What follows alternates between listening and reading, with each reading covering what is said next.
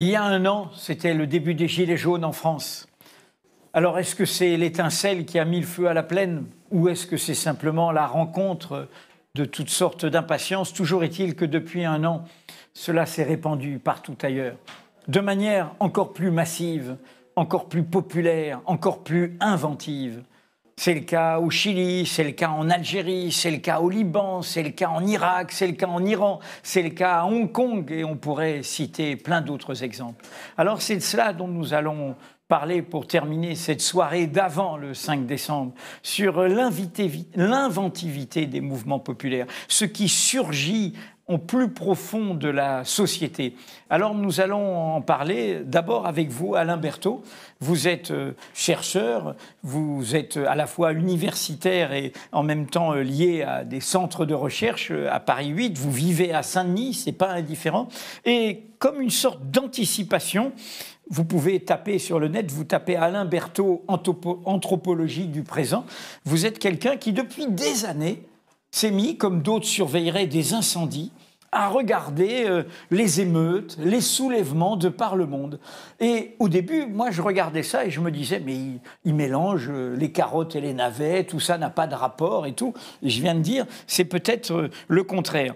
Vous avez récemment, dans Terrestre, vous aviez déjà consacré d'ailleurs une interview à Mediaport à propos des Gilets jaunes, il y a exactement un an de cela, et vous avez dit, au fond, l'effondrement a commencé, il est politique. Alors, quel est le lien entre ce qui va se passer en France demain, toutes ces révoltes différentes dont l'unificateur est aujourd'hui les retraites, les gilets jaunes depuis un an et toutes ces révoltes de par le monde? On vit dans une séquence très particulière. C'est vrai que ça fait 12 ans que je regarde ce qui se passe dans le monde sous la forme d'émeutes ou d'affrontements civils, c'est-à-dire une brutalisation des rapports entre les gens et l'État, comme si c'était la seule façon pour un certain nombre de gens partout dans le monde de dire ce qu'ils ne peuvent pas dire autrement. C'est ce que disait Martin Luther King. L'émeute, c'est le langage de ceux qui ne sont pas entendus. C'est un langage. Et la mise en danger de soi face à l'État, qui ne nous entend plus, c'est un langage. Et j'ai observé une multitude de situations qui avaient des points communs, mais moi, je suis historien de formation. Et des fois, on pense que les historiens, c'est avec le passé qu'ils éclairent le présent. Et en fait, là, c'est l'inverse qui se passe. C'est-à-dire que c'est ce qui se passe cette année qui me permet de comprendre un peu ce qui nous a amenés là et que j'ai observé. C'est-à-dire des révoltes qui sont à la fois des colères globales, qui font dire aux invités précédents que c'est illisible, on n'y comprend rien, il y a tout dedans, etc. Et des colères qui sont pleines de relief, c'est-à-dire qu'il y a tout dedans, effectivement. Il y a tout dedans. Comme les gilets jaunes, vous savez, tout le monde avait le gilet jaune, mais chacun mettait sa colère sur son dos. Et du coup, ça part sur un truc. Bon, beaucoup le prix de l'essence, ou le prix du métro, ou des taxes. Et vos dernières chroniques sur votre site, c'est sur un ticket de métro. Comment le ticket de métro est un déclencheur. Ce qui était le cas à Santiago du Chili. Ce qui était le cas à Santiago du Chili, ce qui était le cas à Rio et à São Paulo en 2013. Ouais. Exactement. Mais c'est l'entrée, c'est la goutte d'eau qui fait déborder le vase. Et ce qu'on observe, c'est que très souvent, ces révoltes, sur ce point-là, comme elles sont massives, comme d'un seul coup tout remonte, et que ce sont des soulèvements à l'échelle nationale, ils obtiennent quelque chose, mais ça ne suffit pas. Ça ne suffit pas, et tout suit derrière. Et ce qui suit derrière, c'est surtout deux choses que je voudrais rappeler. Le mot d'ordre des Chiliens, un des mots d'ordre des Chiliens qui m'a beaucoup impressionné, c'est « ils nous ont tout volé, virgule, même la peur ». Même la peur. Ce qui fait écho à ce que vous disiez avec vos précédents invités. Et l'autre chose, c'est Alain Grèche qui me faisait remarquer il y a quelques jours qu'il connaît bien le Moyen-Orient, il connaît bien les pays arabes. Mais en fait, ce qu'il observait en Irak et au Liban, c'est vrai un peu partout ailleurs. Ce sont des révoltes qui partent sans organisation, sans leader, sans plan révolutionnaire programmé, et qui sont très populaires, mais qui mettent en cause la totalité de la classe politique, qui le leur rend bien. C'est-à-dire que la totalité de la classe politique se demande comment, diable, faire rentrer tout le monde à la maison. Et ça, c'est la particularité de la séquence que nous connaissons. C'est-à-dire qu'il y a une véritable crise douloureuse, très douloureuse, de la politique. Pas seulement de la démocratie, mais de comment faire pour faire bouger l'État. Comment faire pour faire bouger des États qui, depuis 30 ans, on appelle ça le néolibéralisme, il faut dire les choses plus précisément. Comment faire bouger des États qui, depuis 30 ans, accompagnent la financiarisation de l'économie, c'est-à-dire le gouvernement par le nombre, comme dit Alain Soupiot, qui fait que tout est réduit à ce qu'on peut trouver dans un tableau Excel, hein, tout est chiffrable, comme la retraite à points. Voilà. Et il faut que ça rapporte vite, parce qu'on sait que le temps est peut-être compté sur la planète, il faut que ça rapporte vite, et on détruit tout. On détruit la planète, on détruit des vies, on détruit le travail, partout. Et les États sont pris dans cette logique-là. Ils sont un élément du système. Aujourd'hui, d'après les données du FMI, en 2018, les dettes souveraines représentent 75% du PIB mondial. Il y a 75% du PIB mondial, l'équivalent, qui sont des prêts aux États. Ils sont ficelés, ils sont dedans. Donc ce sont des États qui ne négocient pas. On l'a dit, on concerte, mais on ne négocie pas. Voilà. Je crains qu'il ne faille pas attendre du mouvement que j'espère profond et large, et dans ce temps aujourd'hui, à partir de demain, je crains qu'on n'attende pas une négociation de l'État. Parce que l'affrontement va être dur et que c'est pour ça que les Chiliens ont oublié la peur. Ça me permet de me tourner vers ceux qui, historiquement, sont là pour négocier. Fabrice Andjei, vous êtes secrétaire confédéral de la CGT, donc organisation syndicale historique, secrétaire confédéral. Et tout ce que vient de dire Alain Berthaud, comme toute la séquence que nous vivons depuis un an, ne peut pas interpeller le syndicaliste historique que vous êtes. C'est-à-dire qu'il se passe quelque chose qui vous échappe, qui est autonome, qui est auto-organisé, qui est spontané, y compris sur des questions nouvelles posées par le néolibéralisme ou la financiarisation. C'est plutôt attaque, plutôt que, même si c'est un peu, je crois, le secteur dont vous vous occupez, c'est une organisation associative, mouvementiste comme attaque, qui se mobilise sur Amazon, sur tous les nouveaux secteurs, plus qu'on ne voit les traditionnelles organisations syndicales. Donc ma question est toute simple, sans langue de bois. C'est à la fois quelle remise en cause depuis un an, ça vous amène à faire, et comment vous essayez, à partir de demain, de rattraper ce que nous, on a ressenti comme un rendez-vous manqué. Si tout le monde était venu aux côtés des Gilets jaunes, il y aurait eu une dynamique de masse, une dynamique populaire au-delà des Gilets jaunes. Et on a eu le sentiment qu'on les a un peu abandonnés. C'est un sentiment. Je crois que, voilà, moi je ne prendrai pas ces termes-là, ces mots-là. Moi, j'y verrais deux choses, effectivement, effectivement, questionnement, remise en cause. Je ne ferai pas comme les députés précédemment. Oui, ça interroge. Lorsqu'on voit ce mouvement social qu'en était un, lorsqu'on voit ces personnes éloignées du syndicalisme et de toute organisation. Donc, parce que sans emploi dans toutes ces petites entreprises, enfin, toutes ces personnes auxquelles, au quotidien, on n'avait plus de contact. Donc ça interroge sur cet écart, sur comment ça se fait que le syndicalisme aujourd'hui n'a pas pu s'adapter, n'a pas pu prendre en compte ces situations-là. Parce que quand je disais à la fois interrogation sur les pratiques, les méthodes, sur cette coupure, sur cette césure, c'est à la fois aussi, on le voit aujourd'hui, légitimation. À la fois légitimation de notre vision de la société. On parlait de négociation. Oui, on est sur une financiarisation de l'économie. Il faut à la fois gérer, j'allais dire, cette colère du quotidien, parce que ça part du quotidien. Ce vécu d'injustice, d'inégalité qui monte à travers le monde, de partout à travers le monde, et nous aussi, puisqu'on est dans une mondialisation de ces injustices avec un État autoritaire. J'emploierai donc ce terme-là aussi pour faire passer ces politiques libérales. Et donc, il y a bien ce fondement-là, et ça nous ramène à nos bases sur comment on s'occupe du quotidien, parce qu'elles partent de là. C'était le ticket de métro, on n'a pas eu pareil à Paris. Il a augmenté, on n'a pas eu la révolution.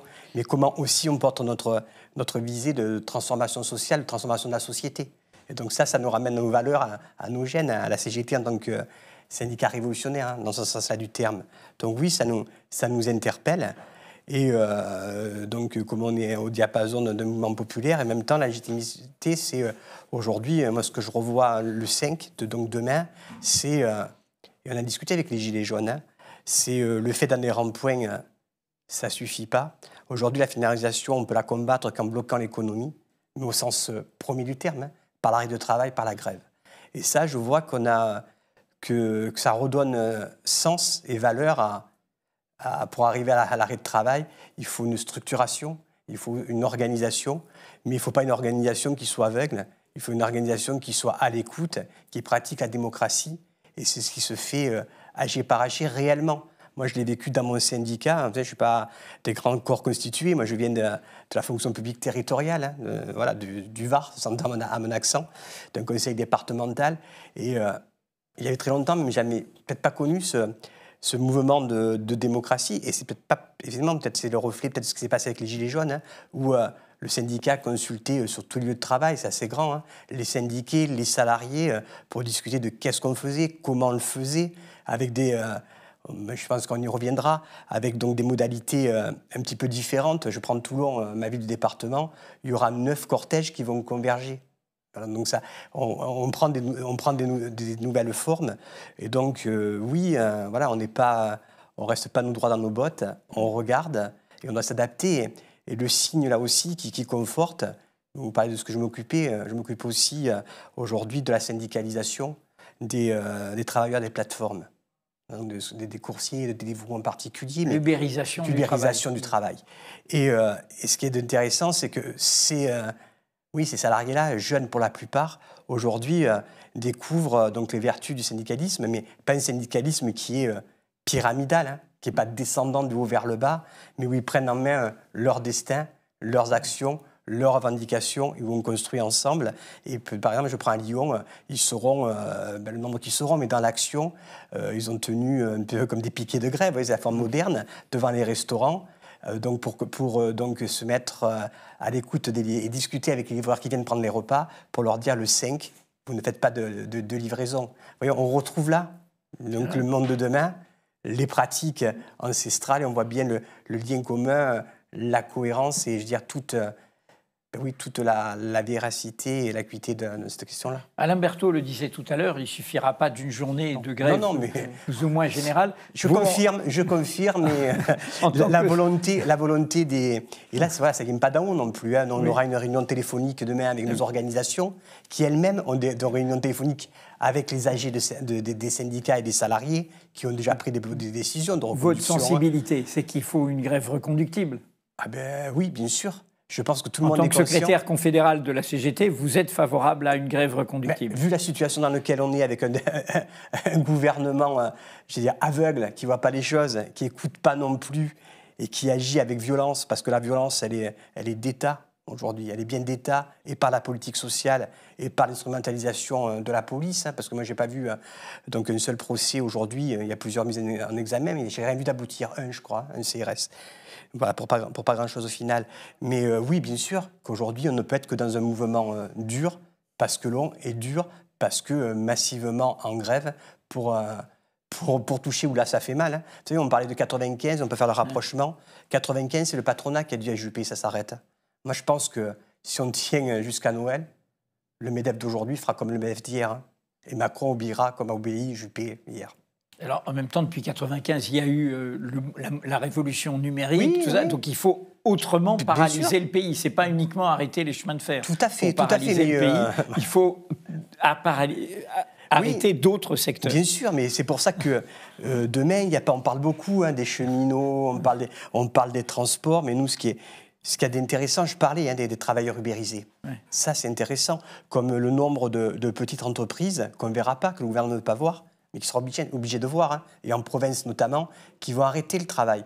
Nous, c'est nouveau, ça. Hein. Dans le secteur privé. Dans le secteur privé, l'entreprise privée. Oui, ça, c'est nouveau par rapport à 1995. Bien sûr que c'est nouveau. Et peut-être, là, c'est peut-être le passage, j'allais dire, du mouvement social des Gilets jaunes, qui en était un, à ce qui se passe aujourd'hui, mais il faut le temps de la construction. Et aujourd'hui, voilà, il y a ce cheminement ensemble. On aura des gilets jaunes demain dans les manifestations, y compris en province, y compris des appels communs dans certains endroits, sur la question de la grève, de sa prolongation et de la reconduction. Et oui, il y aura des entreprises privées. Nous, on a compté, c'était nouveau, 2000 appels dans les entreprises privées, mais pas que les grands groupes, de toutes petites. Voilà, je prends 2 exemples. J'étais à la Confédération ce matin, où on a 3 entreprises, des sociétés d'études, de l'informatique, des logiciels, donc, qui appellent. Ils sont une centaine de salariés, en disant, on est 15 salariés à vouloir se mettre en grève. On n'a pas d'organisation sur place, on n'a rien, comment on fait? Voilà, et ça, c'est nouveau. Ça, c'est réconfortant, et puis ça donne foi, je parle en tant que com, à son engagement syndical. Et il faut dire, du coup, aux travailleurs qui peuvent être isolés, qu'il y a un moyen de soutenir un tel mouvement, si on ne peut pas faire grève, qui est de contribuer aux caisses de grève. Vous savez qu'à la CGT, on préfère parler de solidarité que de caisse de grève. Oui, non, mais c'est la vieille formule, c'est la solidarité. Voilà, mais on dit, tu aides. Voilà. Peut-être, mais voilà, la première aide, je crois, c'est que là aussi, il faut sortir, le monde, il évolue, peut-être des anciens schémas, c'est pas forcément le mouvement long et dur et reconductible, c'est pas forcément une grève carrée de 24 heures tous les jours. Je crois qu'il faut être aussi imaginatif, de voir comment on articule les choses. Les différents secteurs, comment on les articule, les différents services dans les entreprises. Et vous savez, les salariés du privé, même s'il fait une heure de grève demain, c'est apporter sa contribution au mouvement. Alors ça fait une très bonne transition, il faut être inventif, avec Léo du collectif Le Carton qui croustille. Alors Le Carton qui croustille, vous pouvez taper sur Internet et retrouver. C'est un collectif qui est masqué d'ailleurs, on le voit bien, qui veut faire, alors vous avez inventé un mot, vous appelez ça des carnivages. Alors c'est à la fois carnaval, mais c'est au fond un côté charivari, et puis voilà, on subvertit, on invente d'autres formes, on en a vu tout à l'heure. Il y a une inventivité dans les nouveaux modes de lutte, dans les différents secteurs. D'ailleurs, c'est très intéressant, les images qu'on a montrées tout à l'heure. On voit que du mouvement des femmes contre les violences sexuelles, eh bien, voilà, des modes d'action inventifs passent à d'autres secteurs, de la même manière que dans la manifestation contre les violences sexuelles était reprise une chanson des Gilets jaunes. Et donc, voilà, vous avez créé le Carton qui croustille. Pourquoi ? Qu'est-ce qu'il s'agit de faire ? Vous avez fait des chars lors du 1er mai, avec une certaine inventivité. Alors, ma question est toute simple, c'est quelle est votre action poétique, artistique, politique, et qu'est-ce que vous allez faire dans les mouvements qui viennent à partir de demain ? Alors, comment est né le Carton qui croustille ? Comment ça s'est passé ? Je pense que pour rebondir un peu à ce qu'ont dit les camarades autour aussi, la base, c'est qu'on ne se reconnaît pas dans des mouvements syndicaux, dans des partis politiques. On n'appartient pas à un corps de métier. On n'a pas, on est pluriel, on est hétéroclite, on est touché, on est partie prenante d'une multitude de luttes, toutes plus diverses les unes que les autres. Ça va être des copains qui vont aller à Calais pour défendre les migrants. Ça va être des personnes qui vont lutter sur des enjeux de territoire autour de rénovation urbaine et de tout ce qu'on entend autour du Grand Paris avec Vinci et Fage qui vont se réapproprier l'espace urbain. Ça va être... Voilà, une diversité de luttes et on va être solidaires de ces différentes luttes-là et on décide de s'organiser. On décide de s'organiser de manière effectivement festive, on décide de, en premier lieu, se faire plaisir, s'amuser. C'est-à-dire qu'on est dans un contexte où le contexte politique et social aujourd'hui n'a rien de drôle. Voilà, on est face à une répression policière qui est extrêmement violente, qu'on connaît en manif en permanence. On est face à des collègues, des copains qui perdent un œil, qui se font blesser, qui perdent des doigts, une main, je ne sais quoi. Et donc, on décide de ne pas céder par rapport à cette peur-là et de se dire, la manifestation, c'est un espace, c'est un moment où on est dans la rue, on est dans l'espace public, on peut communiquer les uns avec les autres et la manif, ça peut être aussi, il pleut, il fait froid, il fait trop chaud, on s'ennuie, on piétine, on tourne un peu en rond. Comment se réapproprier cet espace-là en profitant pour passer des messages, pour je sais pas, discuter entre nous pour véhiculer des idées. Et le carton qui croustille est né de l'envie de fédérer tout un tas de savoir-faire qu'on pouvait avoir les uns et les autres. Certains savent faire à manger, d'autres savent faire du pain. Il y a des cuistots dans votre bande. Il y a des cuistots, voilà, exactement. Il y a des cuistots, il y a des boulangers, des boulangères. Il y a des personnes qui font de la chorale, du chant, de la musique. Il y a des personnes qui ont réfléchi à la question de l'espace public et la réappropriation de cet espace public au travers de l'affichage, donc de l'anti-pub, etc. Et donc, on a décidé de se retrouver pendant une semaine pour fédérer tous ces savoir-faire et pour inventer ensemble une manière d'être en manif où on allait pouvoir toucher les gens, où on allait pouvoir créer des espaces où on se sente en confiance, où on n'allait pas céder à la peur par rapport aux lacrymos, par rapport à des CRS qui sont surarmés en face de nous et qui n'hésitent pas à nous tirer dessus ou quoi. Juste d'être, voilà, si on peut créer un peu de joie, un peu de rire, bon c'est drôle, j'ai mis le masque dans le couloir tout à l'heure, alors ça a fait rire tous les collègues qui étaient là, je me suis dit, mais voilà, c'est ça, c'est un peu réussi. Encore une fois, dans un contexte politique et social où il y a pas grand-chose qui nous donne envie de sourire ou de rire aujourd'hui, c'est de réinventer un peu ces formes-là. Enfin, je dis réinventer, ça n'a rien de nouveau. Je pense à la brigade activiste des clowns qui fait ce genre de choses depuis très longtemps. En fait, des groupes... On pourrait même remonter au Front populaire et au collectif avec Jacques Prévert et plein d'autres qui faisaient toutes sortes d'inventivités, de théâtre. Il y a toujours eu ça. Et qui nous inspirent, et voilà. qui nous permettent d'alimenter un peu nos imaginaires, etc. Aujourd'hui, dans les manières dont on investit les luttes. Donc effectivement, rien de nouveau, mais simplement créer un peu un espace de respiration, de souffle. Et voilà. Derrière, bien sûr, refuser l'idée qu'il y ait un leader, refuser l'idée, donc d'où le masque aussi, d'où ce genre de choses. La personnalisation, l'incarnation, etc. Exactement, des choses qu'on aura vues sur d'autres luttes. Et se donner confiance et se dire qu'on est tous capables de faire des choses, qu'on a tous des savoir-faire, qu'on peut s'en saisir et, encore une fois, se réapproprier un espace de lutte en partageant ce qu'on sait faire. Alain Berthaud, tout à l'heure, vous faisiez un tableau assez noir en disant combien il y a une question qui est devant nous, qui est assez désespérante, comment retrouver une politique qui puisse faire basculer, qui puisse faire rapport de force. Et en même temps, dans ce tableau noir, le témoignage de Léo le confirme, et vraiment ce qui nous vient d'Amérique latine, avec l'inventivité latino-américaine dans les mouvements actuels le montre, mais on aurait pu dire en Algérie, hein, dans la révolution algérienne, il y a eu beaucoup d'humour, une ironie pacifique formidable, et on pourrait parler des modes d'action à Hong Kong aussi, qui étaient très inventifs. Il y a, et ça m'a frappé, c'est-à-dire que par rapport au cortège politique ou syndical traditionnel, où les gens ne savaient plus chanter, ne savaient plus reprendre un mot d'ordre, où ça défilait genre comme si c'était, voilà, on défile. Mais il n'y a pas la dynamique familiale, il n'y a pas la dynamique populaire, il n'y a pas la dynamique amicale. Il y a quelque chose qui émerge là. Absolument. Mais depuis le mois de janvier, avec quelques collègues, on a constitué un groupe de travail paritaire, moitié gilets jaunes, moitié chercheurs, pour réfléchir à ce qui est en train de se passer. Et une des choses qui m'ont frappé au cours des mois et des semaines difficiles d'affrontement avec des blessés, c'est que tous les gilets jaunes avec lesquels on a travaillé, beaucoup de femmes,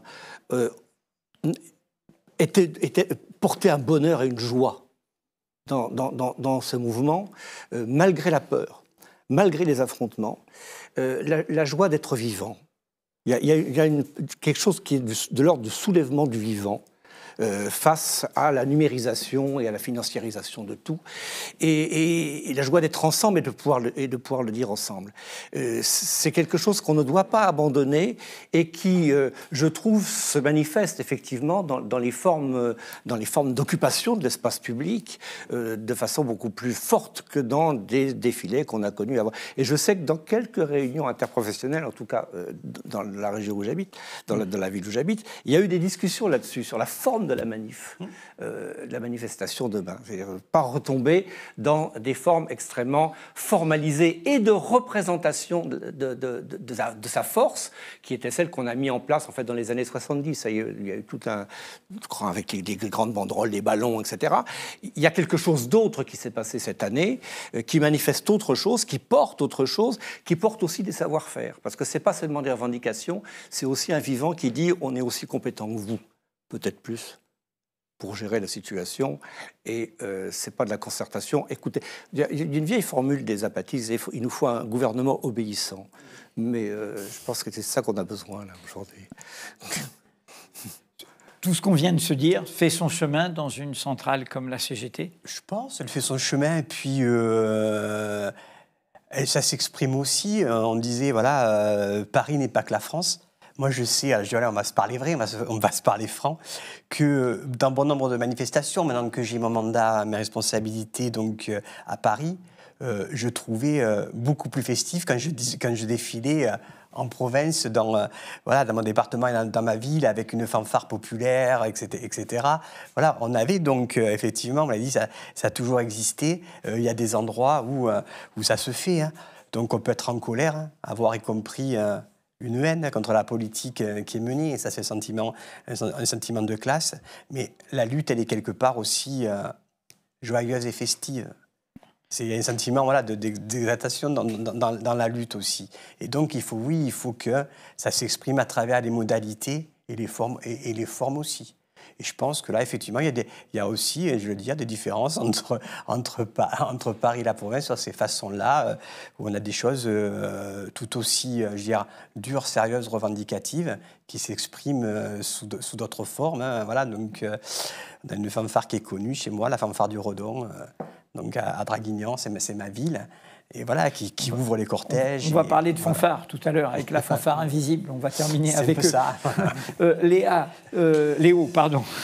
Le carton va croustiller comment dans les jours qui viennent? Le carton va croustiller comment? Il va croustiller en biscuits. Vous pouvez nous suivre à la trace et repérer des biscuits au chocolat qui seront répandus dans la manif. Non, je plaisante, mais le carton va croustiller comment? Il va croustiller en chants, il va croustiller en slogans, il va croustiller en panneaux, il va croustiller en affiches qui seront placardées ici et là, il va croustiller en annonces SNCF trafiquées. Il va croustiller en tout un panel, encore une fois, de choses qu'on aura inventées cet après-midi et demain matin encore, qui vont nous permettre de continuer à investir de manière un peu festive les manifs. Après, je rebondis par rapport à ce que vous disiez aussi sur cette idée du festif. C'est pas une nécessité, c'est-à-dire que nous, on vient aussi... Il y a plein de manières de lutter. Elles ont toutes leur place, elles sont toutes nécessaires, elles correspondent à des corps de métier, encore une fois, à des milieux différents. Et ça se complète. Et l'idée, c'est pas de dire qu'il faut forcément être festif ou il faut forcément cela. C'est plutôt d'être solidaire de tout ce qui se fait aujourd'hui et de soutenir ça. Donc, voilà, le masque, c'était aussi une idée de dire, on entendait passer cette loi au 1er mai sur l'idée que si on venait masquer en manifestation, on risquait 3 mois d'emprisonnement et 5 000 € d'amende. Évidemment, ça ciblait cette espèce de, ce mythe. La Cour suprême à Hong Kong a annulé ça. Hong Kong est plus démocrate que la France aujourd'hui. C'est ça, on pourra rappeler ça aux députés LREM qui étaient là précédemment. Bien sûr. Mais voilà, donc c'est juste d'investir les lieux de cette manière-là et par rapport à la question du masque ou quoi, de dire qu'on soutient tout ce qui peut se faire en manif, qu'on est encore une fois complémentaires et qu'on trouve notre place. Ultime question, dans l'impuissance qu'on peut ressentir par moment, est-ce qu'il y a, au fond, ce dont nous parlons, c'est quelle est l'arme du faible au fort? Comment rendre ridicule le pouvoir pour qu'il obéisse? Est-ce qu'il y a des formes d'action, au-delà du fait d'être massif, d'être nombreux, qui peuvent, au fond, obliger le pouvoir à s'effondrer? Oui, il faut faire ce qu'on a fait Place Tahrir, il faut faire ce qu'on a fait sur les ronds-points, il faut beaucoup se parler et construire ensemble un autre récit que celui du pouvoir. Le mouvement des Gilets jaunes qu'on a connu depuis 1 an a eu un effet de dévoilement du mensonge d'État, de ces manœuvres de division, qui a eu plus d'effet, visiblement, que la dureté incroyable de la répression qui lui a été qu'on a mobilisée pour lui répondre. Être ensemble et penser ensemble. Je parlais de compétences tout à l'heure, c'est absolument indispensable. Et cette méfiance épidermique qu'on trouve partout dans le monde, sur toutes les formes de représentation, c'est pas seulement un refus, c'est aussi la possibilité d'affirmer autre chose, c'est-à-dire de dire on est là ensemble, c'est de la présentation. Voilà. On se présente et ensemble, on a l'intelligence nécessaire pour faire ce que tous ces gouvernements disent qu'ils font, gérer la planète, empêcher le réchauffement climatique, mais qu'ils ne font pas. Merci à vous trois. On va terminer parce qu'il y a des rendez-vous demain. Vous avez tous, on est tous convoqués, requis. On va terminer justement sur ce thème un peu festif avec nos amis de la fanfare invisible que vous allez, le temps qu'ils s'installent, écouter un petit peu. Du mouvement, du mouvement, du mouvement social.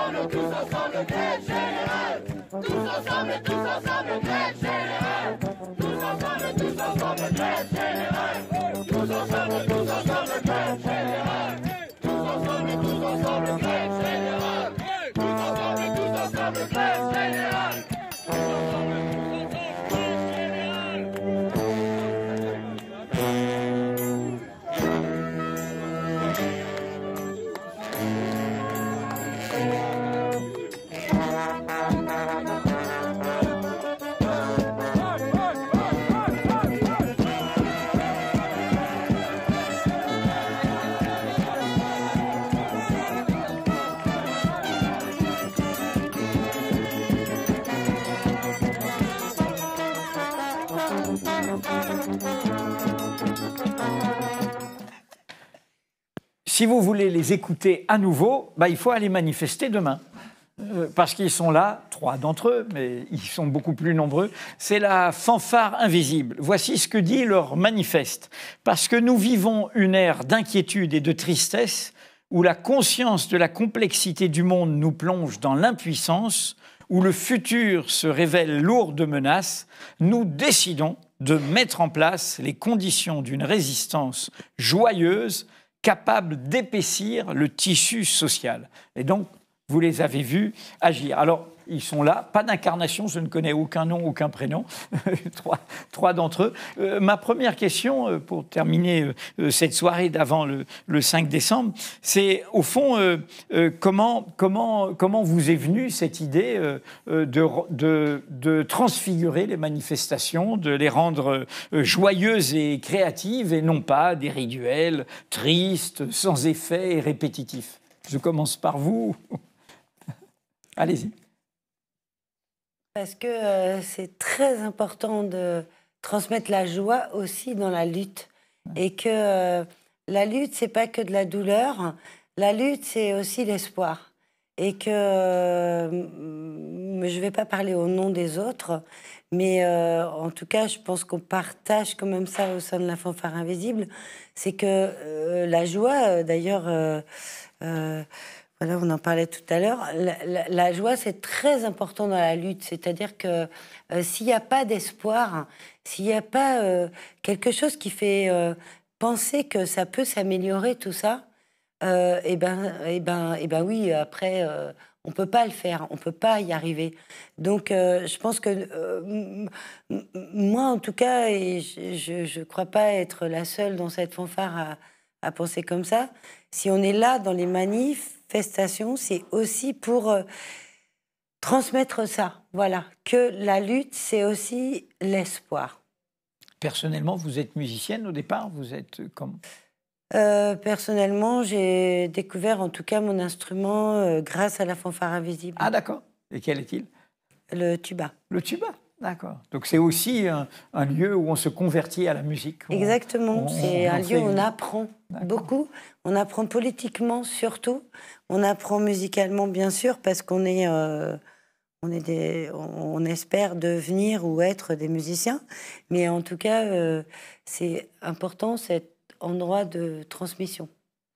Alors vous êtes combien? Comment ça s'est passé tout ça? Petit à petit, c'est un collectif informel qui s'est construit,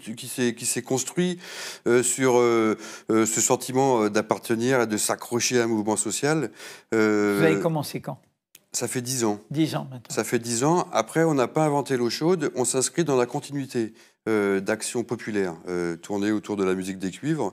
Mais historiquement, d'ailleurs, les militaires se sont appropriés cet outil pour galvaniser les bidasses. Et à un moment donné, il faut que la société civile aussi s'appuie là-dessus, voilà, pour se stimuler, s'encourager, se soutenir, parce que la lutte est difficile. La lutte fait peur. En ce moment, on est réprimé très durement. Enfin, voilà, je ne vais pas reprendre les propos qui ont été dits. C'est une honte. Voilà. Et il faut apporter là-dedans de l'insouciance, de la légèreté, de la joie de vivre pour donner de l'énergie et de la force à la lutte. Et donc, notre manière de participer à ce grand tout, c'est celui-ci, en fonction de ce qu'on arrive à peu près à faire. Et ça nous encourage aussi, ça nous rassure. Et il faut qu'on lutte contre ce climat actuel qui est de réprimer l'envie. Et la musique le permet. De réprimer l'envie. C'est une belle formule, ça. Et on a des pétaches maintenant, et c'est pas normal qu'effectivement on est. Et voilà, donc on se serre les coudes entre nous, et on se rend compte aussi effectivement que ça rassure et ça soulage et ça ramène des gens dans la rue. Et le combat il est celui-ci. Enfin voilà, le climat est anxiogène, il est tétanisant, et c'est une. Voilà, notre génération va être celle-ci. Et ensuite, on va voir comment, effectivement, ça va évoluer. Mais ne baissons pas les bras, ne nous recentrons pas sur nous. Mais on est là pour ça. Et vous êtes combien dans le collectif? On est une trentaine, une quarantaine. Enfin, il y a une répétition inconditionnelle les jeudis, de 21h à 23h. C'est un collectif ouvert, il n'y a pas de pointeuse. Des gens disparaissent, des gens reviennent. Mais c'est vrai que... Et il peut y avoir des amateurs, des professionnels, des gens qui apprennent, des gens qui découvrent, des gens qui savent, des gens... Ça se mélange, on partage les savoirs. C'est un accueil inconditionnel ouvert, c'est un groupe ouvert, par principe. D'accord. Donc on retrouve l'idée du collectif aussi. Là. Oui, et puis dans son fonctionnement. De la transmission. Oui, il n'y a pas un leader, il n'y a pas... Non, c'est voilà, un travail collectif qui se fait sur les prises de décision, sur l'arrivée des nouveaux morceaux au répertoire. Voilà, c'est ce mode de fonctionnement qu'on s'est autorisé et qui fonctionne. Le chant a une importance? Oui. Ou c'est uniquement les cuivres? Où il y a l'idée des chants, on entendait un petit peu là des slogans et tout. Parce que la chanson était dans l'idée festive des manifestations, l'invention par les chansons, et il y en a eu dans les Gilets jaunes d'ailleurs. Et globalement, oui, il y a une grande partie du répertoire qu'on fait qui est chanté. On essaye quand même de retrouver tous les chants au niveau international le plus possible. Donc on chante dans d'autres langues, en espagnol, en italien. On essaye même de faire un chant en arabe, mais on n'y arrive pas toujours. Ça dépend. Pour certains, c'est plus facile que pour d'autres. Mais on essaye quand même d'effectivement se relier aux luttes de manière internationale à travers les chants et à travers le choix du répertoire. Donc, mais plus récemment, on a même fait des ateliers chants pour approfondir encore des voix différentes et choses comme ça. Et est-ce que dans votre travail collectif, vous regardez, on a montré un bout des vidéos tout à l'heure, ce qui se passe dans d'autres pays actuellement, je montrais là les inventions au Chili, etc., en disant, tiens, on devrait adapter ça, on va prendre telle idée, tel mode de slogan, tel mode de rythme, c'est-à-dire faire évoluer votre propre répertoire avec l'écho et le souffle du monde aujourd'hui, qui est assez inventif. En fait, la fanfare invisible, elle a beaucoup de liens au niveau européen pour l'instant. Et en fait, on essaye d'entrer en contact aussi. Bon, aux États-Unis, on a pas mal de contacts avec des fanfares militantes et certains de la fanfare aussi avec des fanfares brésiliennes. Et en effet, on essaye de construire un réseau, pour l'instant européen, mais aussi au niveau international. Peut-être que Marc, il peut en parler. Oui, voilà, plus précisément de ce qui se passe avec l'Italie, parce qu'on a un lien très fort avec l'Italie. Et Marc, Il y a un réseau informel qui se structure, qui a les mêmes modalités d'action, c'est-à-dire la pratique musicale adossée aux mouvements sociaux. Et on est très proche, voilà, notamment de fanfares à Milan, à Rome, à Florence. Et les signaux inquiétants actuels, c'est qu'en Italie, à Milan par exemple, une fanfare qui s'appelle Ottoni Ascopio voit 2 de ses musiciens qui sont poursuivis en justice pour être intervenus musicalement dans un sentiment d'apaisement. Et ils sont 4 ans après des actes qui leur sont reprochés, cités à comparaître avec des peines de prison qui sont encourues. Et c'est ça qui se passe en ce moment. Et on s'en inquiète. Donc il y a un réseau de solidarité qui s'exerce autour de ça. Mais méfions-nous. Voilà, quand la musique commence à être réprimée comme ça, quand les musiciens sont condamnés, sont des mauvais signaux. Et là, c'est un peu l'alarme. Et il y a voilà, une solidarité internationale qui s'exerce et voilà, qu'on mène, qu'on accompagne et qu'on soutient. Parce que ça fait partie des luttes dont on parle peut-être un petit peu moins.